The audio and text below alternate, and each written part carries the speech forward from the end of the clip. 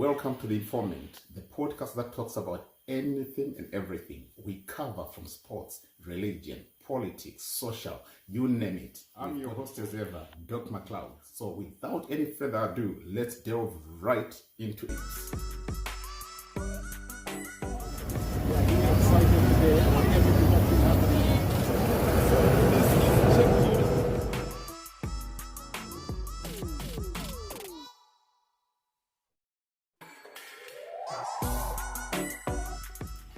Right, good day, my good people. I hope I find you well. Hey, Africa was freezing cold.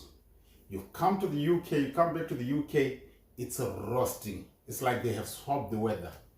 I cannot stand the heat. I can tell you, it's roasting. Anyway, let's leave this aside. Let me come right straight into the issue. The issue I want to talk about here is about this guy who's in trouble. This young guy called Nyokayemabhunu.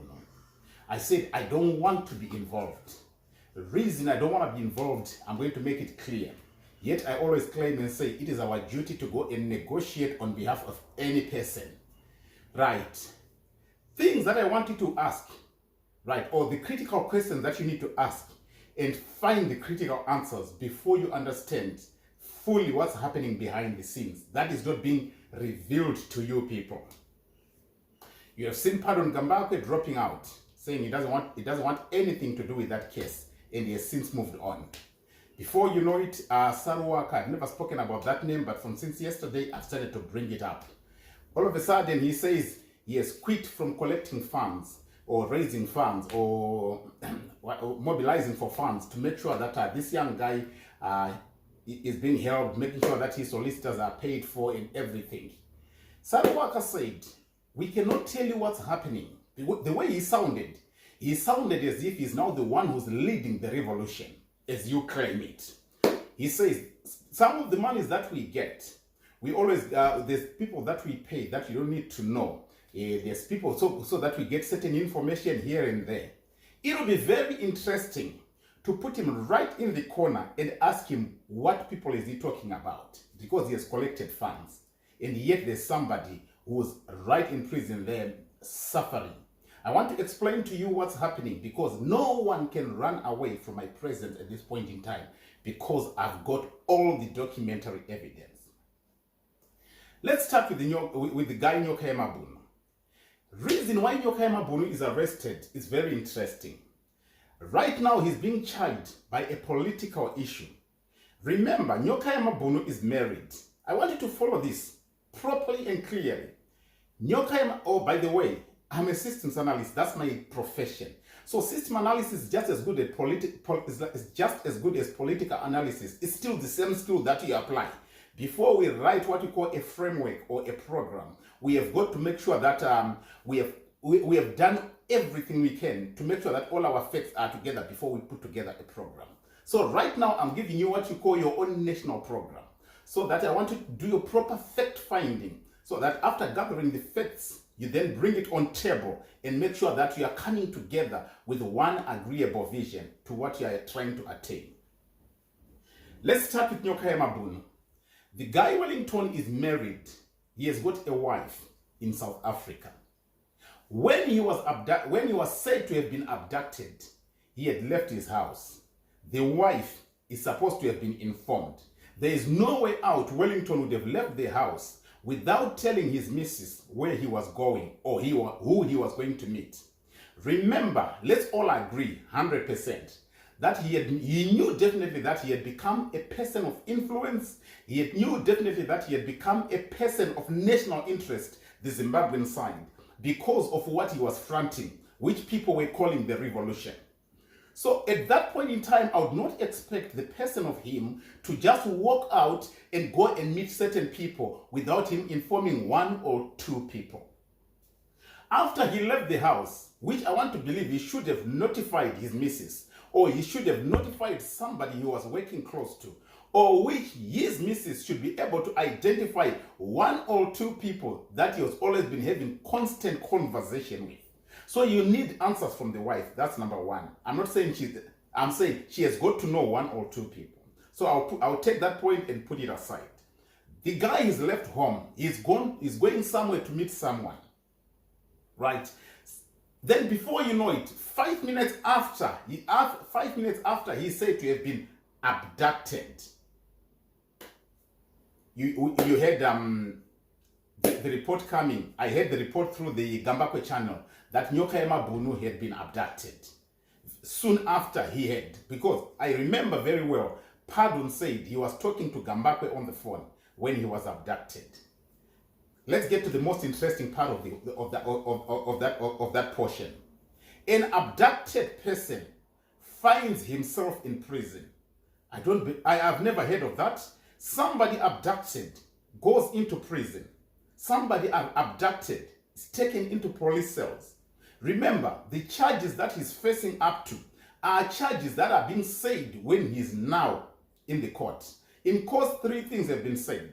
Number 1, the immigration issue propped up, which was raised after they realized that he didn't have the right of leave to remain in South Africa. So that case was raised after the original case was presented in court as a way of stopping him from being extradited from South Africa to Zimbabwe. So that's point number 1.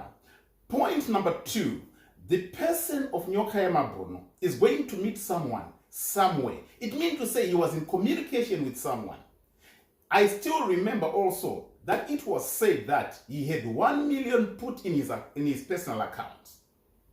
I've never seen those figures. I only heard it through a reporting channel. We would want to see who actually saw that there was money put in that account. Not only that, who informed the channels to report that there was money put in this guy's account. I want you to be very open-minded. Let's make sure that you are using your brains to come up with answers. Let's brainstorm this so that we come with the reality of the issue. Nyokayemabhunu, after being abducted, remember, there was messages that kept coming when he was saying that I'm okay. Remember, there were messages that kept on coming when he kept on encouraging that people continue with what you claim to be the revolution. Agree with me, yes or no? I want to believe I'm correct. Where was he recording these messages from? So if the people that arrested him are people within the South African system, there was no need for them to pre-record him so that they will continue to send messages on his WhatsApp group, which was infested with almost 300 people. Almost a third of 1 million people were on his channel. I know I've known Nelson Chamisa to be a very popular person. I've known him to have all his social media handles. But if I remember very well, or if my mind serves me right, Nelson Chamisa's WhatsApp channel, from what I'm told, never accumulated people more than 150,000. But this person of Nyokayemabhunu had close to 300,000. So let's not take it for granted. The guy had become a mouthpiece for so many people. What he was saying, many people were relating with it. So he definitely knew that he had become a force in the drive for what people are terming the new revolution, the revolution. Let's move to Nyokayemabhunu. Now he has recorded messages, and people could not identify where he was. I think after doing the search around, people got to know where he was. And as time went on, it is Pardon Gambakwe from Gambakwe Media who organized the solicitors to make sure that they represent Nyokayemabhunu. But before then, I am told there were solicitors that had actually came up before the Malahlela solicitors. I'm told it was Chris. Chris is from Zimbabwe. Chris has worked as a lawyer in Zimbabwe, and he is also still practicing as a lawyer in South Africa. He was the first guy handling that case. Then Pardon Gambakwe brings in a different law firm to deal with this case. This case, while it was being dealt with, people started to hear that there were some other solicitors that were coming from somewhere, and there was sort of like disagreement between the people, which is not much of a problem. Let's look into all of these people. We want to find out who's serving the best interest of the guy. And I need to give you my side of the story, or my view to how this is supposed to be handled. So all of this hell going through around a person who's now in prison. Issues are being discussed in court, the papers of which we have now. we wanted to find out what it is that the guy has done. What is the main charge? What's holding him back? If he's to be extradited to Zimbabwe, why is he not being extradited? Is he willing to, or is he not willing to? Because when I say I step up to intervene, or I step up to go and plead for people against whatever the holding forces, or the holding systems, my influence lies within Zimbabwe, because I'm Zimbabwean. I'm a pastor registered in Zimbabwe. I'm a pastor who practices in Zimbabwe. So for that reason, it gives me the power to be able to go and knock even on sensitive doors, for me to plead for people to be forgiven for whatever they would have done, as was shown by the previous cases. Let's come back to our issue of Nyokayemabhunu. Why was Nyokayemabhunu arrested? Nyokayemabhunu, he got himself in serious trouble. Reason being, because of the popularity that was now hanging on top of his head, he jumped boat from what you guys, or most of you guys, think you are still representing, to another different group of people. Nyokayemabhunu, most people that followed him on his social medias, they followed him because they believed that he was working with Blessed Geza. They followed him because they thought he was representing the group of the said but non-speaking Vice President Constantine Guvernyikadzino Dominic Chiwenga. Nyokayemabhunu is being punished for, number 1, treachery, number 2, betrayal, number 3,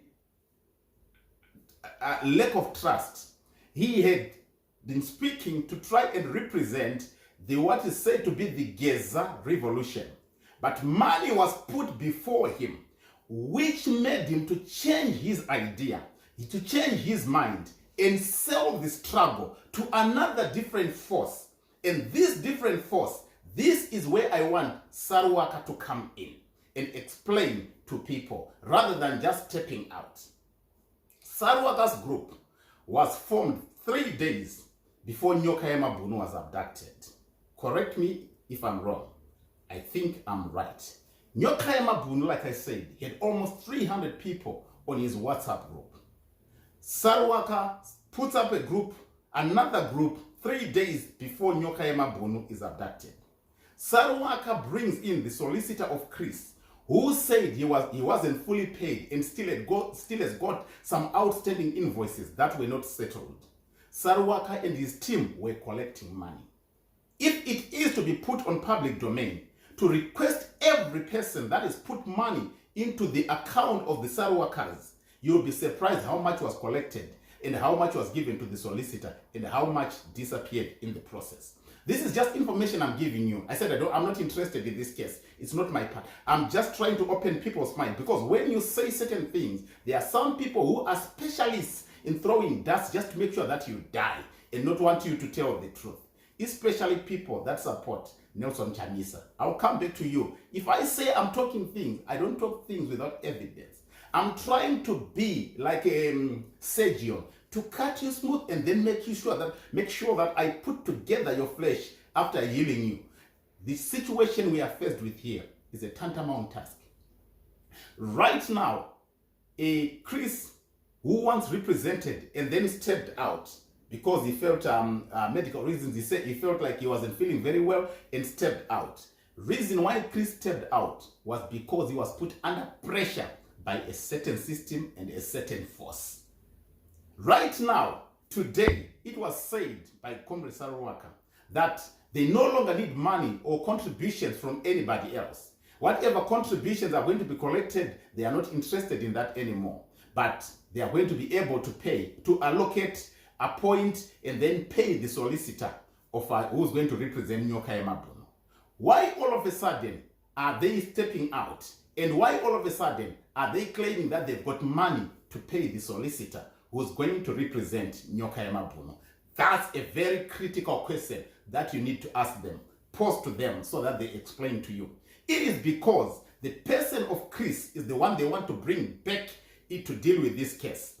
Chris, like I said previously, Chris failed on affidavits, which I'm in possession of. 2 or 3 of them where he was writing a totally different name to the person of Wellington. That's a technical error, but on a professional ground, you would not expect that error to be done 3 times. Chris all of a sudden wants to come in. Information that I have is Chris and Nyokayemabhunu, they know each other from back home in Zimbabwe. What I know is, and what I'm well informed about is, the Chris guy and Nyokayemabhunu, they used to go to the same church. So for that, there is a bond. But the errors that Chris was making, which are too sensitive, technically to a person well experienced like him, they become too questionable. I've never met Chris. Maybe one day I would need the services of Chris, but on this point, but at this point in time, his professional errors seem to have costed everything, which makes him not to be the best candidate to represent Nyoka as a lawyer. The people that were brought by Pardon Gambakwe, the Malahlela, those people, they are doing it as a professional business. They want the money. Reason, they are fighting from an honest point of view. But before you know it, they are being forced now to be compromised so that the case of Nyokayemabhunu be taken by the people that have gotten him and then make sure that he's put in prison. The position that Wellington is, the position that Nyokayemabhunu is not healthy for him. If you were to ask me, I would rather say let that young man be extradited to Zimbabwe and face the wrath of Zimbabwe, rather than being punished by people who are outside of Zimbabwe and are trying to promote their own thing from outside of Zimbabwe. I don't know whether you're getting what I'm saying here or not. The challenge that he's having, he's not having a voice. The person who's pushing and giving directives to everything, Saruwaka can tell you, it's a person called Chief. I said one day I'll tell you who Chief is, because I know how these things work. At the end of the day, the Saruwakas, I don't think they are still the best people to be leading this revolution for you. I'm not discrediting him. I've never met him. I've nothing against him. But being a man of God, standing on the neutral ground, is no longer the right candidate to be representing you when it comes to the case of Wellington. Wellington got himself in trouble. I think what's driving people to raise voices is poverty. When money is put before people, it's easy for them to turn around. All these people were following Nyokayemabhunu, believing and thinking that he's still talking about the revolution of the vice president and Comrade Geza. But he had already jumped boat to another different force. That's all I can tell you as of now. So truth be said, bring every person that has collected money and put them right before the people for questioning and allow them to interact with people. No one is supposed to run away. You know, when you do this, you must also put yourself in the same shoes of Nyokayemabhunu. Just say, if it was me, how was I going to feel? People doing all of this, people doing what you were doing. It's not right. The young guy has got a family outside. The young guy was getting carried away because of the ululating that was being done by people on WhatsApp groups and all the social media handles. Every day, you would give people feedback. Every day, you would encourage people, yet he knew he had betrayed what you are claiming to be the struggle. But don't punish him for that. At church we say, to err is human, and to forgive is divine. He made his errors. He has got to learn from them. My suggestion, if you cannot break this, trust me 100%, let Nyokayemabhunu be extradited to Zimbabwe. He would rather suffer in the Zimbabwean prison than to be tortured in a foreign prison where he's not going to get any help. Unless you change your stance and the way you conduct your business and your motive for this, what do you call it, struggle, then I don't believe Nyokayemabhunu is safe in South Africa. Nyokayemabhunu stepped on dangerous grounds by betraying, trying to make self-gains, and in the process got himself in trouble. That's all I've got to say. From today, I don't want to talk about the Nyokayemabhunu issue. I've given you a proper outlay of what happened, who is behind what, and who has done what. So every person who has collected money, listen, they have to come and account for it. Secondly, I don't think Saruwaka is the best person to be leading this revolution, because I've got a question for Saruwaka. for you to know that what I'm saying, I'm 100% correct. Saruwaka, don't you know Kasukuwere? Saruwaka, don't you know Ntokozo? The one you're always with. That alone should tell you that I've got everything and you should stop what you're doing. I'm done.